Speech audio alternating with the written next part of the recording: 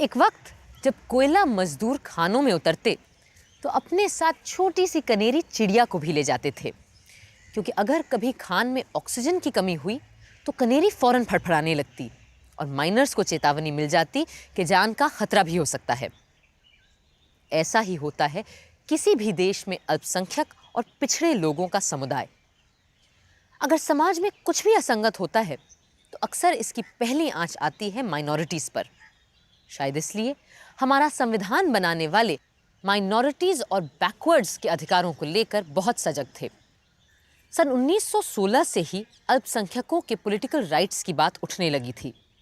जवाब में अंग्रेजों ने उन्हें हक तो नहीं दिए, पर 18 मजहबों और जातों के लिए सेपरेट इलेक्टोरेट के अधिकार देकर उन्हें एक दूसरे से बांट दिया।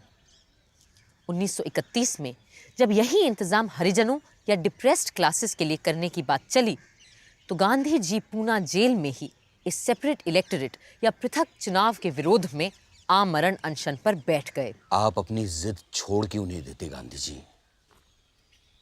अगर आपको कुछ हो गया तो आपके शिष्य मुझे बेकार में इल्जाम देंगे।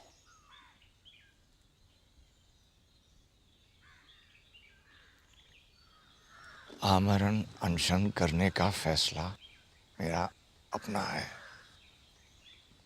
और अगर मुझे कुछ हो गया तो उसके लिए कोई और नहीं, सिर्फ मैं जिम्मेदार होऊंगा।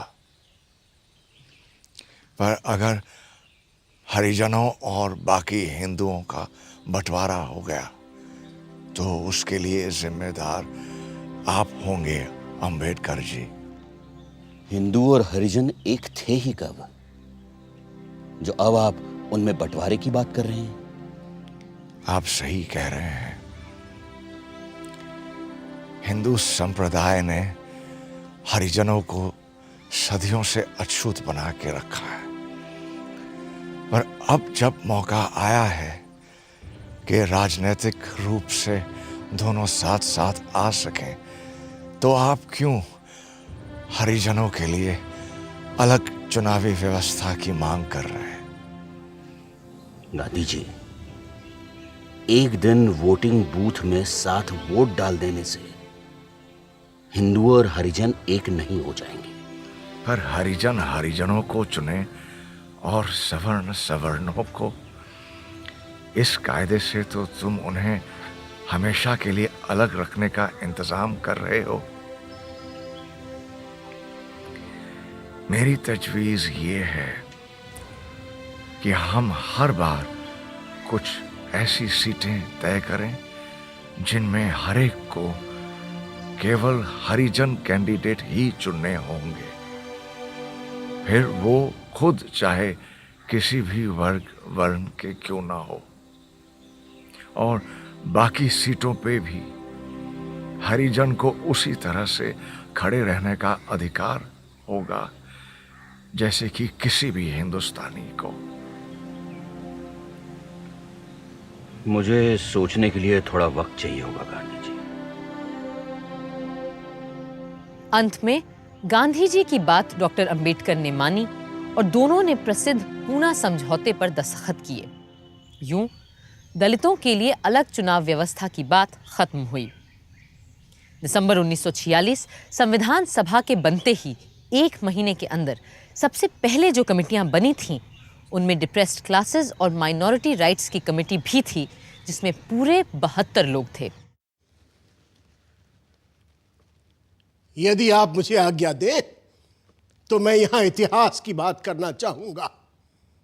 प्रथम विश्व युद्ध के बाद पूर्वी यूरोप के कई देशों जैसे चेकोस्लोवाकिया, बुल्गारिया, हंगरी और ऑस्ट्रिया आदि में जहां माइनॉरिटीज के लोग बड़ी संख्या में रहते थे, यहां की सरकारों ने अपने संविधानों में माइनॉरिटीज के राइट्स को इंक्लूड किया। मगर इनकी गारंटी किसने दी?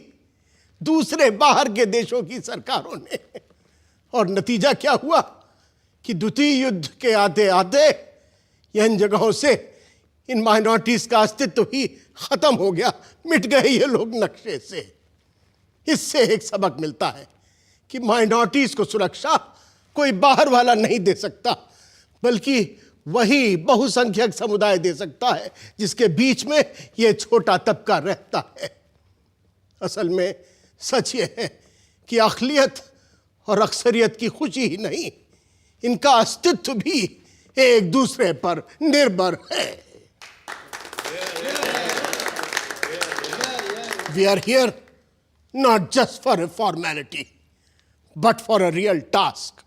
And I hope the work of this committee will bring concord, amity, goodwill, and trust in place of mutual strife that exists on the political stage today.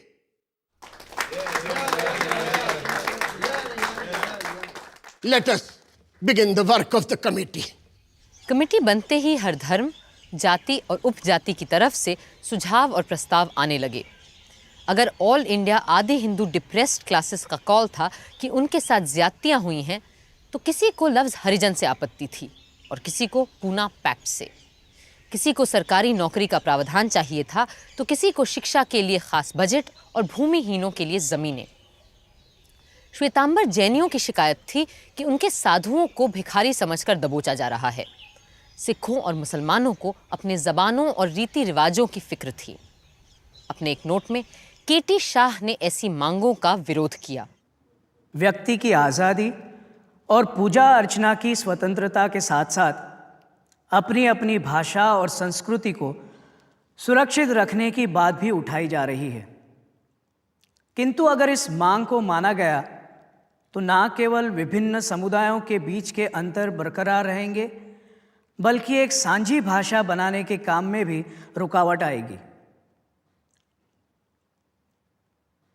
किंतु शायद इस मांग का विरोध करके झगड़ा बढ़ाने की बजाय यही सही हो कि इस बात को मान लिया जाए। धार्मिक रीति रिवाजों, रस्मों के मानने निभाने के नियमों में कोई परिवर्तन ना करना ही ठीक होगा। इस प्रश्न पर धार्मिक मजहबी संस्थाओं की समाज के पुराणपंथी सबल तबकों से खूब साठगांठ होती है और वो किसी ऐसे परिवर्तन को आसानी से बर्दाश्त नहीं करते हैं जिससे उनके वर्चस्व को ठेस लगे। हालांकि किसी भी संप्रदाय को सुरक्षा के नाम पर छूट देने से केवल प्रतिक्रियावाद या रिएक्शनिज्म को ही बढ़ावा मिलता है। अगले कुछ महीनों में जब कमेटी फिर मिली तो कई महत्वपूर्ण बातें समाज के उन वर्गों को लेकर हुईं जिनकी हिफाजत और बढ़ावा हम सबकी जिम्मेदारी है। As far as properties are concerned, we ought to provide for restrictions in public interest for the protection of minority and backward groups. Absolutely. And this is very important. Very, very important. You see, I being an Adivasi can vouch for the fact that this one thing either makes me, gives me a new life or finishes me off completely. We must make it definite that the lands of the Adivasis are protected. And I want it to be definitely, most certainly mentioned in the Constitution. Very well. In pursuance of what Sri Jaipal Singh has just said, we might add, after public interest, including the protection of minority groups and tribes. Why not? उस दिन एक हक तो हमने हर आदिवासी को दे ही दिया कि उनकी भूमि न कोई खरीद सकता है और न वो उसे किसी गैर आदिवासी को बेच सकते हैं। एक और वर्ग है जिसे अलग दमित शोषित श्रेणी के रूप में देखा जा सकता है, क्योंकि हमारे समाज ने उन्हें न कभी बराबरी का हक दिया न दर्जा, और वो हैं हमारे देश की महिलाएं। इस कमेटी का सबसे पहला और अहम काम ये होना चाहिए कि वो कोई ऐसे रास्ते सुझाएं जिससे समाज में माइनॉरिटीज़ को अलग थलग करने के जो रिवाज हैं उन्हें ख़त्म कर दिए जाएं। इनमें माइनॉरिटी ग्रुप्स हैं, अंडर प्रिविलेज्ड हैं, दमित लोग हैं और औरतें भी हैं। मेरे हिसाब से औरतें इस समाज की सबसे बड़ी माइनॉरिटी इकाई हैं। न सिर्फ रस्म रिवाज हमेशा से हम औरतों के साथ बेरहमी का सलूक करते आए हैं, बल्कि कानून भी हमेशा से औरतों की मुखालफत में लामबंद रहा है और आज भी है। लेकिन औरतों ने कभी अपने आप को इस समाज से अलग नहीं माना है, ना आगे मानेंगे। हम सिर्फ इतना मांग रहे हैं कि औरतों को भी कानून के समक्ष, समाज में और शिक्षा के मामले में बराबरी के हक मिलें, क्योंकि ये हर इंसान का हक है। राजकुमारी अमृत कौर एक अच्छी ईसाई महिला थीं और हर एक की अच्छाई पर यकीन करती थीं, पर दूसरों को इतना भरोसा नहीं था। The tendency of the majority, as of all those in power, is to make little of the rights and liberties of a minority. This is supported by the history of every age and country. That's why every kind of minority requires safeguards for the defense and preservation of its rights and liberties. मेरा ये मानना है कि minority को कभी majority से अपनी सुरक्षा की भीख नहीं मांगनी चाहिए, बल्कि पूरी हिम्मत से अक्सरियत की दरियादिली पे भरोसा रखना चाहिए, क्योंकि मेरा मानना है कि कोई भी संविधान चाहे कितनी भी बारीकी से क्यों ना लिखा गया हो, इस बात की गारंटी नहीं दे सकता कि अब सारी अदावत और लांग डांट मिट जाएंगी। ये भरोसा तो सिर्फ और सिर्फ लोगों का आपसी प्यार और भरोसा ही दिला सकता है। If that is so, we must have provision for adequate representation of all such minorities in all departments of administration. मेरे विचार से हमें समग्र रूप से देखना होगा कि हम संविधान में अल्पसंख्यकों की हिफाजत के लिए किन रक्षा उपायों का इस्तेमाल कर सकते हैं। राजनैतिक रूप से, आर्थिक, सामाजिक, धार्मिक, शैक्षिक रूप से, सांस्कृतिक रूप से भी हमें ऐसे कुछ सेफगार्ड्स बनाने पड़ेंगे कि हमारे अल्पसंख्यक समुदायों की पूरी सुरक्षा हो सके। I agree with you. और कितने दिनों तक हम ये रक्षा कवच प्रदान करेंगे, ये भी हमें तय करना होगा, और ये कि कब इसे समाप्त कर दिया जाए। We will abolish them when we do not need them. नहीं, हमें अपने लिए एक समय सीमा तय करनी पड़ेगी कि इतने दिनों में हम अपने समाज से पिछड़े और अगड़े वर्गों का भेद मिटा देंगे जिसने सदियों से हमें बांध कर रखा हुआ है। मेरे विचार से असल में उस दिन भारत सचमुच में आजाद होगा। उस दिन ये तय हुआ कि यदि कमजोर पिछड़े वर्गों को 10 साल तक संविधान का सहारा और सुरक्षा मिले तो वो बाकी समाज के बराबर पहुंच जाएंगे। पर सामाजिक समरसता पाना शायद 10 वर्षों नहीं 10 दशकों का काम है। संविधान बदलना तो आसान है, पर मानसिकता बदलना। इसीलिए डॉक्टर अंबेडकर और दूसरे दलित नेता चाहते थे कि चुनाव, सरकारी नौकरियों और कैबिनेट में भी पिछड़े वर्गों के लोगों के लिए आरक्षण हो। इस मुद्दे पे जबरदस्त बहस होना लाजमी था। My suggestion is, in an election to the Legislative Assembly or the Parliament, it should be made mandatory that the candidates from the majority community should poll a minimum number of votes from the members of the minorities. And only then they should be declared elected. पर इस तरह आप घुमा फिरा कर फिर से separate electorate की बात नहीं ला रहे हैं Ambedkar ji. Not at all. पर इस कदम से इतना तय हो जाएगा कि मेजॉरिटी कम्युनिटी के कैंडिडेट्स अगर चुने जाएं तो उन्हें दूसरी कम्युनिटीज के लोगों की हामी भी लेनी होगी, वरना तो मेजॉरिटी कम्युनिटी वाले अपनी गिनती और शक्ति के बल पे अपनी ही मनमानी चलाते रहेंगे। You have constituencies where only Harijans will be able to contest the elections, and everybody will have to choose one from them. Then why do you insist on this new clause? After all, if accepted, your proposal will take us back to the pre-Pune Pact days. I have never gone back from the Pune Pact, no matter how I have viewed it from the day I signed it with Gandhiji. But this is important, that every candidate must get a yes from people of all classes. Well, if you insist, then I have to take a vote on your proposal. I'm ready. Those in agreement with Dr. Ambedkar, please raise their hands. I thought at least you will be in support of your proposal, Dr. Ambedkar. I am, Dr. Mukherjee, even if I am in a minority of one. That is one in favor.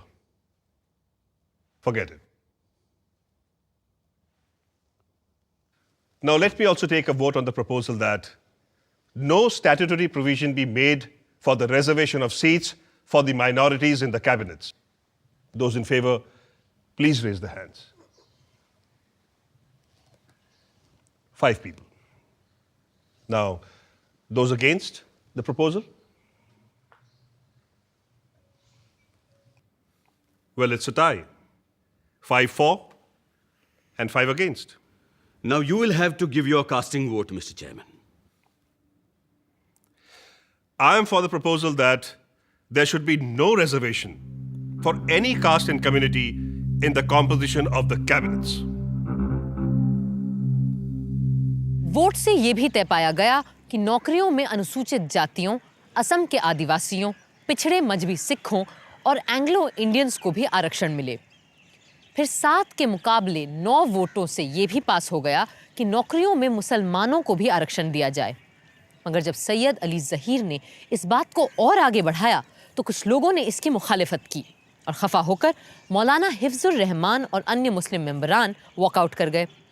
नतीजे में मुसलमानों को आरक्षण देने का प्रस्ताव रद्द कर दिया गया।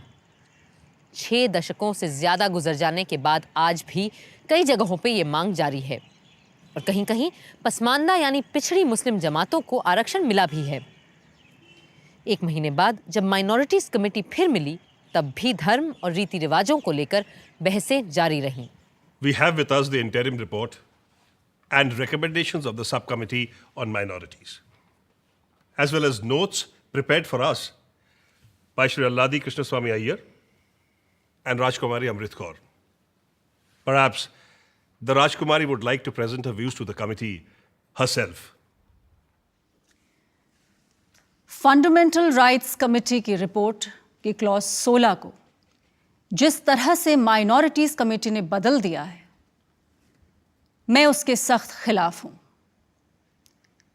बहुत सोच विचार कर, बहुत बातचीत के बाद फ्री प्रैक्टिस ऑफ रिलीजन जैसी बात को संविधान में हमने कोई जगह नहीं दी थी।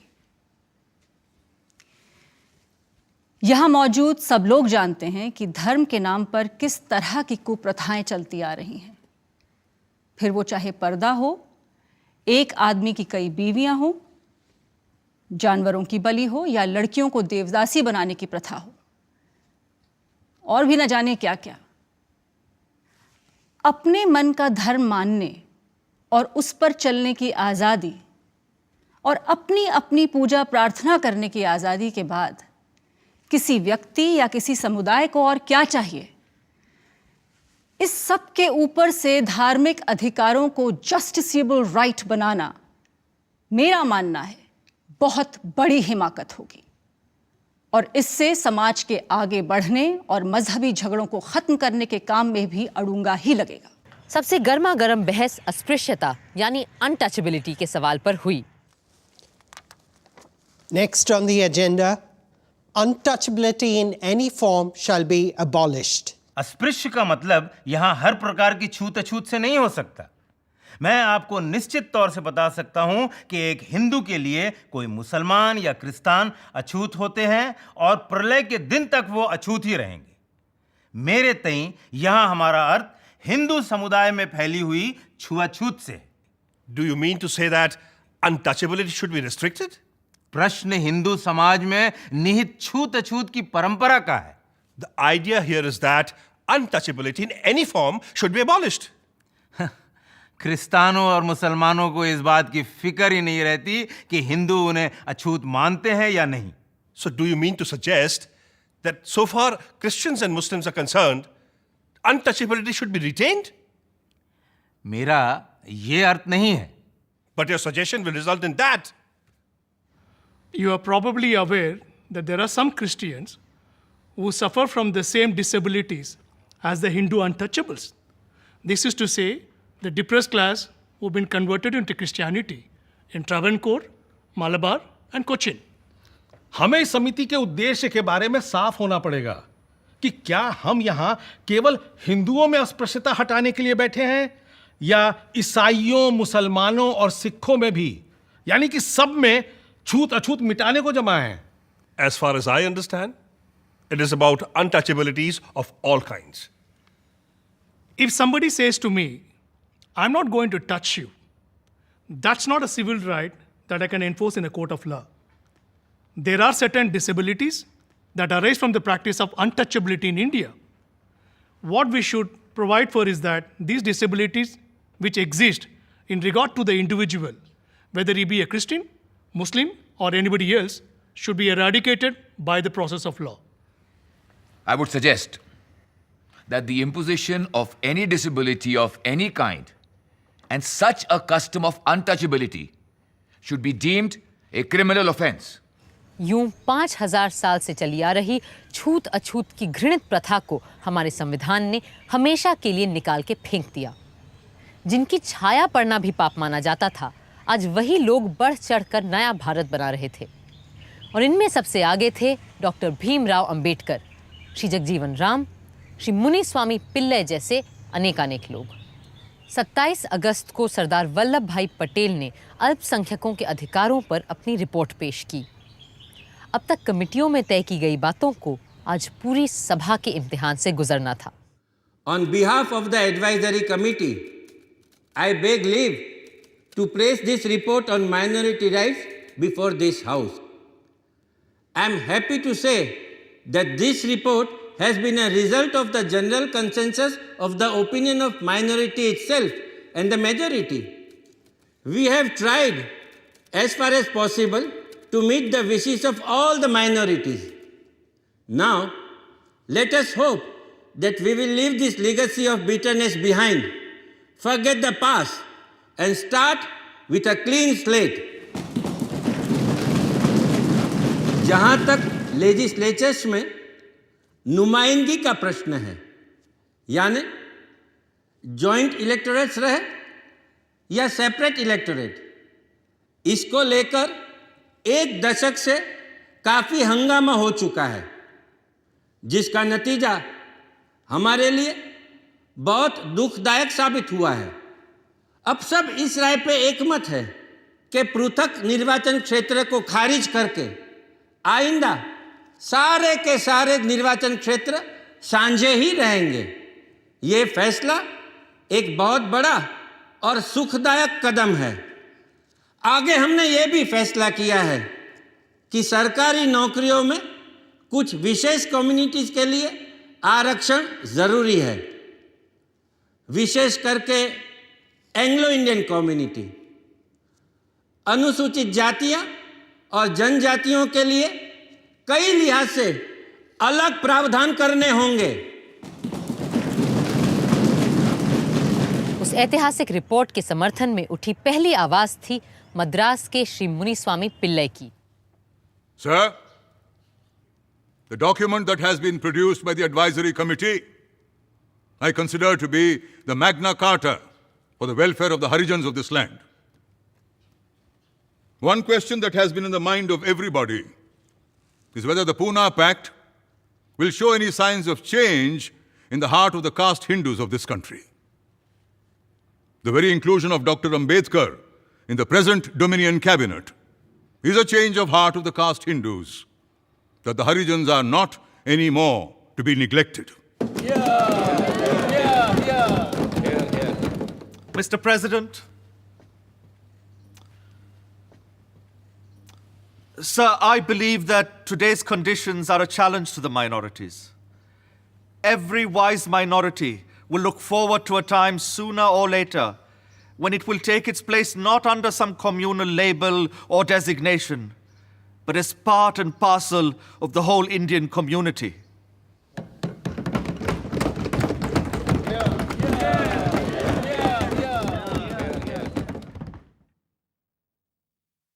मेरी केवल यही दुआ और प्रार्थना है कि माइनॉरिटीज नाम का शब्द ही जल्द से जल्द हमारे इतिहास से मिट जाए। 10 साल जो हमने दिए हैं, काफी लंबा वक्त होता है, और मुझे पूरी आशा है कि 10 सालों से बहुत पहले जब हम लोग मिलेंगे तो माइनॉरिटीज वाले खुद आकर कहेंगे, हमें आपसे ना कोई विशेष अधिकार चाहिए, ना विशेष समर्थन। कुछ लोगों ने अपनी बात बड़ी साफगोई से रखी, भले ही वो बहुतों को नागवार गुजरी हो, जैसे श्री के.एम. मुंशी, जो वकील, इतिहासकार, लेखक, चिंतक सब कुछ थे, पर समाज को देखने का उनका अपना नजरिया था।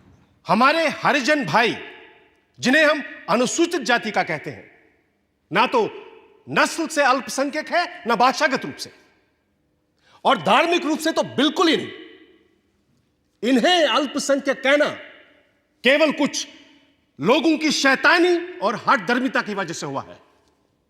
और मैं ये स्पष्ट कर देना चाहता हूं कि किसी भी तरह से हरिजनों को अल्पसंख्यक समुदाय नहीं कहा जा सकता है। वे वृहद हिंदू समाज का हिस्सा थे और हैं, और उन्हें विशेष अधिकार और सुरक्षा केवल उतने समय तक ही दी जानी चाहिए जब तक वे छुआछूत के बंधन तोड़कर महान हिंदू समुदाय का अभिन्न अंग नहीं बन जाते। वहीं मौलाना हसरत मोहानी जैसे लोगों ने अक़लियतों के हक में की जा रही इस पूरी कवायद को ही खारिज कर दिया। मुझे इस माइनॉरिटी रिपोर्ट पर सख्त ऐतराज है, क्योंकि ये एक बहुत ही गलत बुनियाद पर बनाई गई है। जहां बात होनी चाहिए थी क्लासेस और सियासी पार्टियों की, वहां सिर्फ मजहब का जिक्र किया गया है। ये एक निहायत ही लग और फिजूल हरकत है। Sir, I say the whole thing is a huge humbug. पर दूसरे इस काम को बड़ी गंभीरता से ले रहे थे। आदिवासियों और जनजातियों की नुमाइंदगी कर रहे थे छोटा नागपुर के मुंडा जनजाति के श्री जयपाल सिंह मुंडा। एक ईसाई मिशनरी परिवार की मदद से पढ़ने के लिए वो ऑक्सफोर्ड इंग्लैंड गए थे। वो बहुत अच्छे हॉकी खिलाड़ी थे और 1928 में ओलंपिक गोल्ड जीतने वाली भारतीय टीम के कप्तान भी। आदिवासियों के लिए आरक्षण के मुद्दे को उन्होंने सभा के सामने पूरे जोर से रखा। I've come here to say a few words on behalf of all the Adivasis of India. Our standpoint is that there seems to be tremendous disparity amongst our social, economic, and educational standards, especially when it comes to the Adivasis and the rest of the people living in this country. And I am of the firm belief that unless we introduce some kind of statutory compulsions and implement them, it's going to be very, very difficult for us Adivasis to come up to the general population level. See, the Adivasis also want to be treated exactly the same way as rest of the people are treated in this country, which was not the case up until now. In the past, we have been isolated, marginalized, and kept away from the mainstream as though we were some species that belonged in a zoo. See, the whole point is that you've got to mix with us, and we are willing to mix with you. And that is precisely why we have insisted on the reservation of seats. Sardar Patel की report तो पास हो गई, पर जब उसके appendix का number आया तो कई अमेंडमेंट्स रखे गए। और अब सरदार पटेल के सामने थे सरदार बहादुर बी पोकर साहब। उनकी तजवीज़ थी कि सन 1936 में मुसलमानों को मिले अलग चुनावी अधिकार बरकरार रहने चाहिए। On the consideration of the report of the Advisory Committee of the Minorities, Fundamental Rights, etc., on minority rights, this meeting of the Constituent Assembly resolves that all elections to the central and provincial legislatures should, as far as Muslims are concerned, be held on the basis of separate electorate.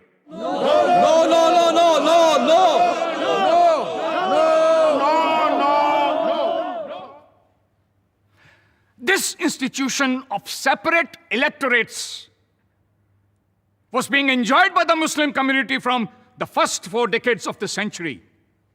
That is, for over 40 years.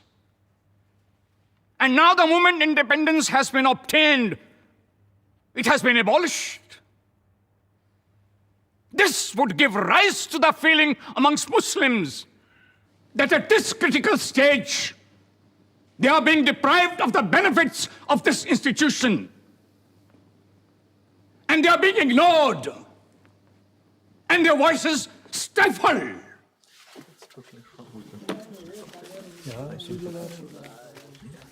The amendment and the motion is now open for discussion. Sir, I am extremely disappointed at the speech made by the previous speaker. I thought that after having obtained Pakistan, my friends in India would change their attitude. I really wonder what more can be done. We are going too far in trying to placate them in every possible way. Under the joint electorate system, a Hindu can represent a Muslim and a Muslim can represent a Hindu. I will represent you much more than you do because I know that I'm not a Muslim, and as such, I'll always have a special sense of duty and so look after your interests well. So why not take advantage of that? And this is possible only if we have joint electorates.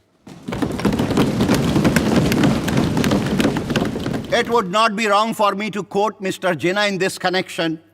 Whatever he may have said before partition, now this is what he said, and I quote, "My idea is to have a secular state here." Somebody asked, religious or secular? And he said, "Hindus and Muslims are alike to me, and they should have equal opportunity. I'm trying to make a common nation for both of them." I myself am not prepared to call a single individual a minority. I do not like the word minority at all. Therefore, I am saying I am opposed to this amendment. कई लोग बोले, कुछ संशोधन प्रस्ताव के पक्ष में, पर ज्यादातर विरोध में। आखिरी वक्ता थे पंडित गोविंद बल्लभ पंत।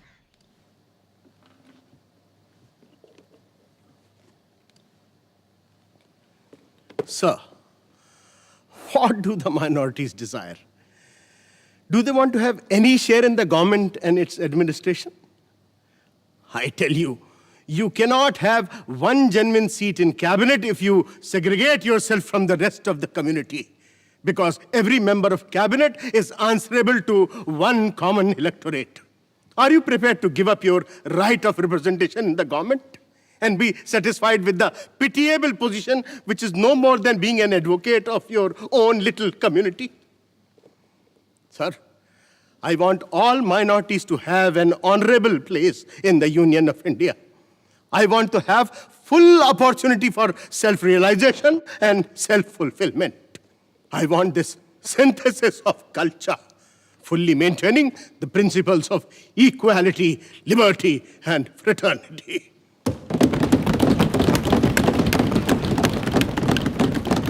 अंत में सरदार पटेल प्रस्ताव के बचाव में खड़े हुए।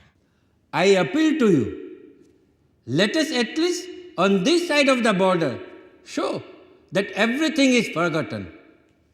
And if we want to forget, then let us forget what has been done in the past and who is responsible for what is happening today.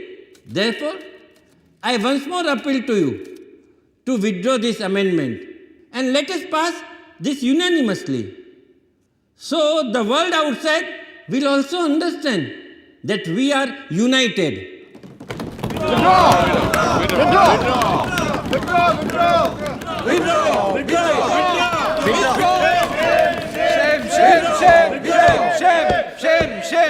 I will now put the amendment to vote. Those in support say aye. Aye. And those opposed say no. No. Now I will put the original motion to vote. Those in support say aye. Aye. And those opposed say no.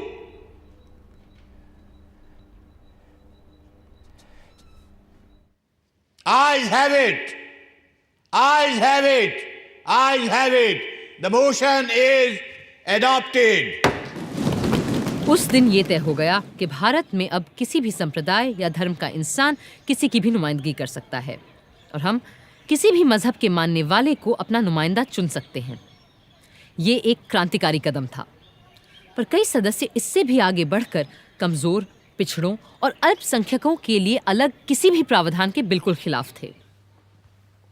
अध्यक्ष महोदय, अगर backward classes को मदद और हिफाजत चाहिए तो उसके बहुत से रास्ते हैं।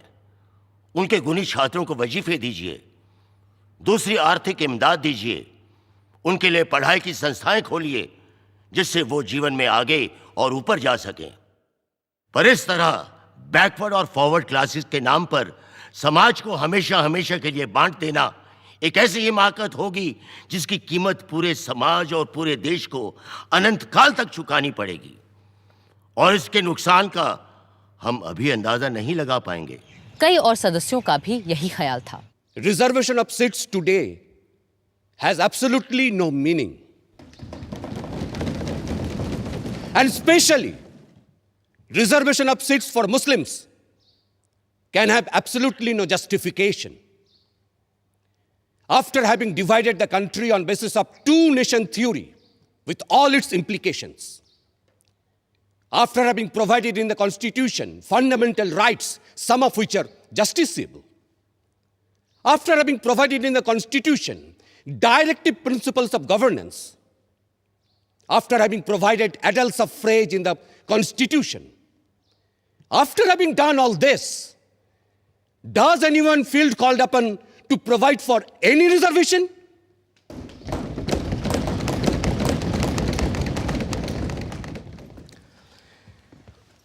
Long day with the Constitution, Bhimrao. Yes, after a short nap, a long night with the Constitution. आपकी मेहनत देखकर तो ईर्ष्या होती है। अब आप लोगों ने काम दिया है तो पूरा तो करना पड़ेगा, फिर दिन क्या और रात क्या।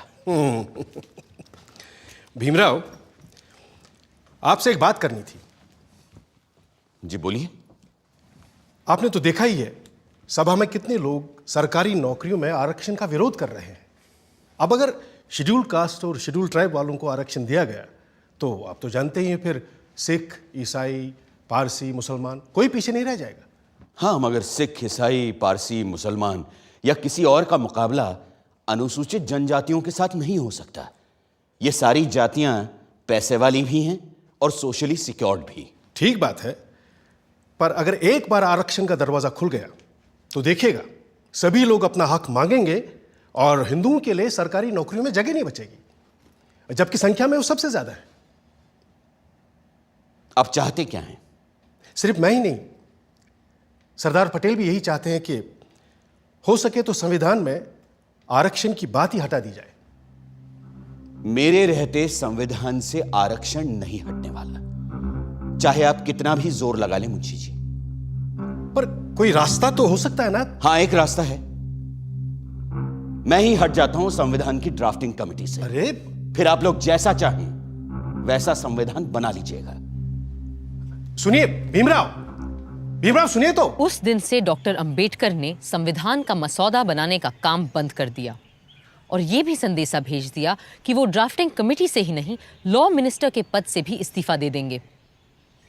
ऐसे गुणी, मेहनती और जिम्मेदार इंसान के जाने की आशंका से खलबली मच जाना लाजमी था। अब एक ही रास्ता सामने था और एक ही संकट मोचक।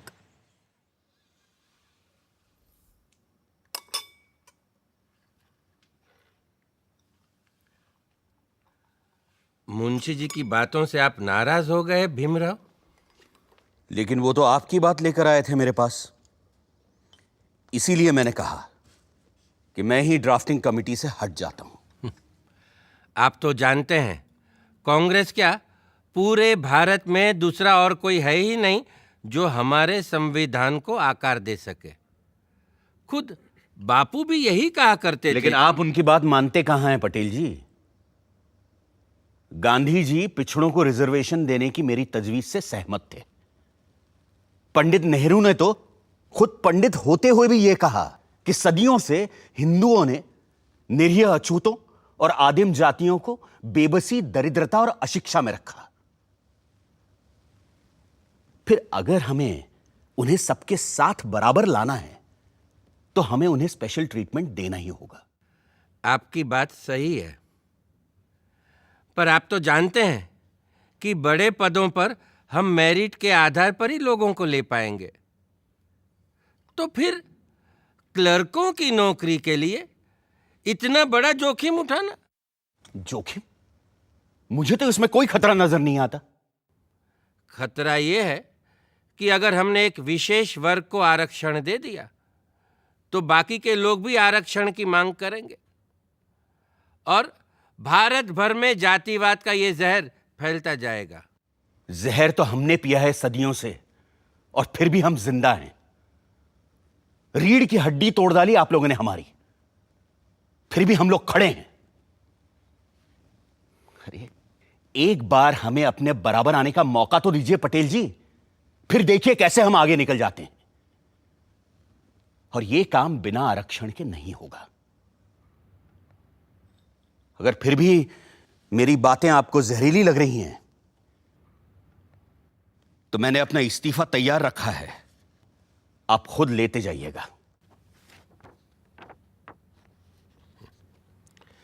मैं बड़ा जिद्दी आदमी हूं अंबेडकर जी, लेकिन मूर्ख नहीं हूं, किसान हूं। देखकर ही बता सकता हूं कि कौन सा बीज कल मुझे अच्छी फसल देगा।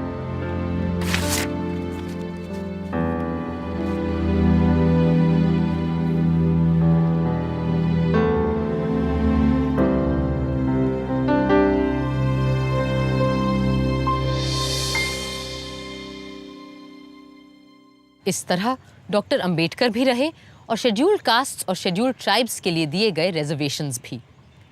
पर कई दूसरों ने अनुसूचित जातियों और जनजातियों के दायरे को बढ़ाने की बात सामने रखी और समाज के उस हिस्से की बात भी की जिसे हम आज अन्य पिछड़ी जातियों या ओबीसी के नाम से जानते हैं। मद्रास जैसे प्रबुद्ध और विकसित प्रदेश में विभिन्न जातियों के ग्रुप्स बनाए गए और हर ग्रुप को अपनी आबादी के आधार पर सरकारी नौकरियों में स्थान दिया गया। यह प्रणाली बहुत ही सफल साबित हुई और इसका नतीजा यह हुआ कि मद्रास भारत की विकसित और प्रगतिशील प्रांतों में गिना जाने लगा। मगर अन्य सूबों में ऐसा कुछ नहीं हो पाया, विशेषकर सेंट्रल प्रोविंस बेरार, जहां इस सिरे से उस सिरे तक हर विभाग में एक ही जाति विशेष के 90% अफसर नियुक्त किए जाते हैं। मेरी मांग सिर्फ इतनी है कि न्याय और निष्पक्षता को मद्देनजर रखकर उन लाखों करोड़ों को भी अवसर मिलना चाहिए जो फिलहाल आप लोगों से कॉम्पीट करने की स्थिति में नहीं है। केवल अनुसूचित जातियों या अनुसूचित जनजातियों को पिछड़ों की श्रेणी में रखना कहां तक उचित है? उनसे भी अधिक करोड़ों पिछड़े लोग हैं और इन सब के लिए ना ही कोई प्रावधान है न व्यवस्था। इसी बात को और विस्तार से रखा बिहार के श्री चंद्रिका राम ने। जनाब सदर साहब, मेरे जानते आज समाज 3 वर्गों में विभाजित है। पहले वर्ग में हिंदू समाज के वो लोग हैं जिनको हम सवर्ण कहते हैं, और आखिर में वो लोग हैं जिनको depress class, untouchable, schedule caste या हरिजन कहते हैं। लेकिन इस देश का एक बहुत बड़ा हिस्सा वो है जो इन दोनों के बीच में है, जिसको बैकवर्ड कहा गया है। मैं आपको केवल नमूने के लिए बिहार की बात बता दूं कि वहां इस बैकवर्ड क्लास में, जिसे सेंसस में भी कहा गया है, उस बिहार में सबसे बड़ी पॉपुलेशन है। उनके प्रतिनिधित्व को देखें तो आपको पता चलेगा कि वहां कोई है ही नहीं, सिवाय एक कम्युनिटी को छोड़कर, जिसे हम लोग अहीर कम्युनिटी कहते हैं। बैकवर्ड क्लास हरिजन क्योंकि बैकवर्ड क्लास है, इसलिए हम उसको इतनी सुविधाएं देते हैं। और क्यों ना वो आर्ग्यूमेंट हम उन पर भी लागू किया जाए और उन लोगों को भी वही सुविधाएं और वही रिजर्वेशन दें। जो लोग ऐसा समझते हैं कि इस देश में बैकवर्ड नहीं है, तो उनको मैं इतना ही कहना चाहूँगा कि इस देश के इतिहास को, समाज की प्रगति को और आज के हालातों को आंखें मूंद कर देख रहे हैं, वो आंखें खोल कर नहीं। कई लोगों को डर था कि पिछड़ी जातियों के दायरे को बढ़ाते जाने से कहीं उन लोगों के अधिकार कम न हो जाएं जिन्हें संवैधानिक सहारे की सबसे ज्यादा जरूरत थी। If this happens, then I'm afraid the scheduled caste will never get a chance, as the word backward would be interpreted in such a way that the people of other caste will also claim to be backward and get the chances on the reserve post. Therefore, sir, before resuming my seat, I would request you to see that the machinery which will operate this clause should be so pure that a clear distinction should be made between the scheduled caste and the other people who come under the category of backward classes. चुनाचे अन्य पिछड़ी जातियों के विशेष अधिकारों का मामला टाल दिया गया और समाज के इस महत्वपूर्ण तबके को 1989 में मंडल कमीशन के आने तक अपने अधिकारों के लिए इंतजार करना पड़ा। उधर अलग अलग धर्मों और मतों के पर्सनल लॉज का टेढ़ा सवाल सबके सामने था, और शायद आज भी है। एक यूनिफॉर्म सिविल कोड बनाना जहां संविधान की जिम्मेदारी थी, वहीं पर्सनल लॉज को सम्मान देना भी। 19 नवंबर 1948 को श्री एच.सी. मुखर्जी सदन की सदारत कर रहे थे जब ये सवाल सभा के सामने आया। Sir, mister president sir, I have not caught your eye, sir. Unfortunately, I have only two eyes. They will be turned to your side the next time. Why do you not have a third eye, sir?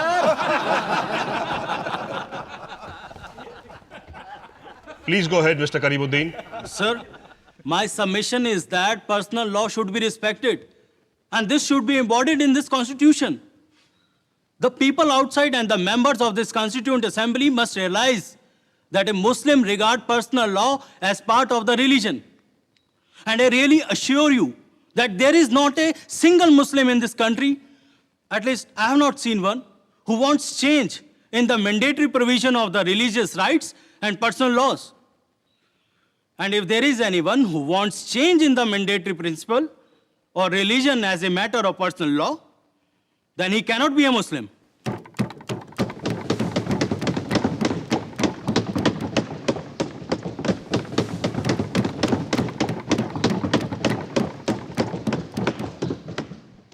I would like to say that any party, political or communal, has no right to interfere in the personal law of any group. More particularly, I say this regarding Muslims. There are three fundamentals in the personal law, namely religion, language, and culture, which have not been ordained by human agency. The personal law regarding divorce, marriage, and inheritance has been derived from Quran, and its interpretation is recorded therein. If there is anyone who thinks that he can interfere in the personal law of Muslims, then I would say to him, the result will be very harmful. Mohani साहब आप कृपया करके बैठ जाइए बैठ जाइए बैठ जाइए बैठ जाइए बैठ जाइए आप बैठ जाइए I say from the floor of this house that they will come to grief. Muslims will not submit to any interference in their personal law. If anybody has got the courage to say so, then I declare. Sit down. क्या declare करना चाहते हैं मौलाना साहब आप? क्या बातें कर रहे हो? सब कितना बोलते हो आप? अरे बंद करो बोलना यार. Sit down. बैठ जाइए आप. Order. मौलाना साहब आप बैठिए. फूल सिंह जी बैठ जाइए आप. मैं इस हाउस से साफ ऐलान कर देना चाहता हूं कि इस मुल्क का मुसलमान किसी को हमारे पर्सनल लॉ यानी शरिया के मुद्दे पर दखल अंदाजी बर्दाश्त नहीं करेगा, और अगर किसी ने जुर्रत की तो हम जी जान से उसकी मुखालफत करेंगे, और ये गुस्ताखी करने वाले को पूरे मुस्लिम समाज की अहद और इरादे की मजबूत दीवार को तोड़कर गुजरना होगा. इस तरह की बातें करें. बैठ जाइए. मोहानी साहब आप कृपया करके वली में विश्वास करने वालों को उनके पर्सनल लॉ के आधार पर नरसंहार करने की अनुमति दे देंगे. अरे क्या बात है? बहुत बोल चुके. बैठो नीचे. सब कितना बोलोगे आप? अरे बैठो नीचे. ऑर्डर. आप धमकी देना चाह रहे हैं? किस तरह की धमकी दे रहे हैं? कैसी भाषा का प्रयोग कर रहे हैं सदर साहब? क्या बात कर रहे हैं? Order. Will the honorable members of the house please take their seats? Please बैठ जाइए. बैठिए. आप भी बैठ जाइए. बैठिए. Please बैठिए. Our Mohammedan friends who moved the amendments wanted a double guarantee that their personal law ought not to be interfered with. My submission is that it is totally impractical. For in an advanced society, even the members who belong to a particular community may desire their personal law to be changed. But if we make provision here that the personal law shall not be interfered with, there will not be any right to the members of that community itself to modify that law. This is only an enabling provision. Without the consent of the affected minority, no such law will be framed. I, therefore, feel it is unnecessary to include it in the fundamental rights. आखिर में सारी बातों को स्पष्ट करने खड़े हुए doctor Ambedkar. This matter was very completely and very sufficiently discussed and debated at the time when we discussed the directive principle which enjoins the state to bring about a uniform civil code. I do not think it is necessary to make any further reference to it.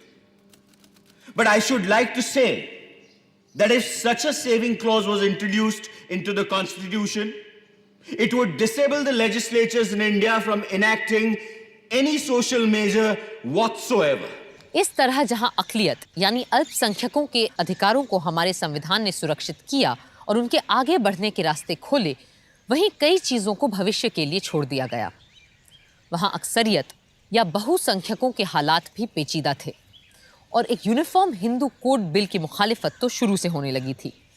पर जब औरतों ने इस bill के पक्ष में जोर डाला तो लोगों ने मजाक में उसे हिंदू विमेंस कोड बिल कहना शुरू कर दिया और संविधान सभा तो इस बिल को पास नहीं ही कर पाई। बाद में ये काम टुकड़ों टुकड़ों में हुआ, पर अब तक हिंदुस्तान का सबसे सताया, असुरक्षित और अल्पसंख्यक वर्ग यानी औरतों को अपने लिए बराबरी का हक नहीं मिल पाया है। और जिस दिन हमारा समाज अपनी महिलाओं को रक्षा और सम्मान देगा, उसी दिन हम सच्चे मायने में आगे बढ़ पाएंगे।